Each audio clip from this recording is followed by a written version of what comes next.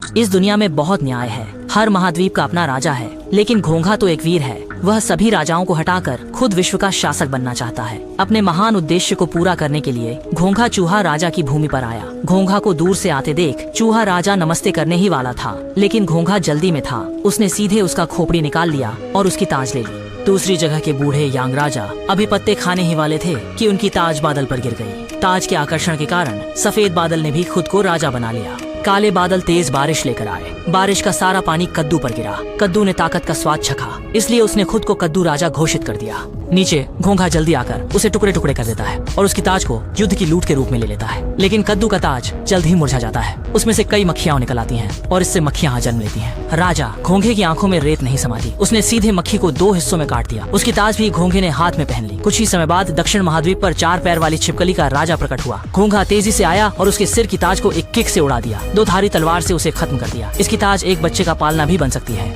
King मछली अभी किनारे पर कूदी ही थी तो घोंघा ने उसकी छड़ी उठाकर लगातार वार की, लेकिन इस बार की जीत का सामान केकड़ा चुरा ले गया। घोंघा चारों ओर लड़ा और दुनिया के सबसे ताकतवर ओल्ड माउंटेन किंग को देखकर घोंघा ने अपनी सबसे शक्तिशाली सेना वहां भेजी। बांग बांग 2 घूंसे असर नहीं कर पाए। एक तोप का गोला दागा गया, फिर भी वह बिल्कुल भी चोटिल नहीं हुआ। घोंघा सब्र नहीं कर पा रहा था। जल्दी से बूढ़े पहाड़ की ताज में चढ़ गया। यहाँ एक जंगल था। घोंघा एक फूलों के झुरमुट में पहुंचा, जबकि उसे नहीं पता था ये फूल मन को मोह सकते हैं। घोंघा जो भ्रम में फंसा, नियंत्रित अपनी जान ले ली। घोंघा नर्क में भेज दिया गया। यहाँ वे सभी राक्षस थे जिन्हें उसने खत्म किया था। नए आए घोंघे को नर्क के राजा ने दावत का निमंत्रण दिया। उसकी सर्वोच्च मुकुट को देखकर घोंघा तेजी से उसकी ओर भागा, लेकिन गुवांग के सामने वह वास्तव में बहुत कमजोर था। घोंघा अपनी जगह पर भड़का। गुवांग ने सीधा मुकुट फेंक दिया और घोंघे का पाप भरा जीवन आखिरकार समाप्त हो गया।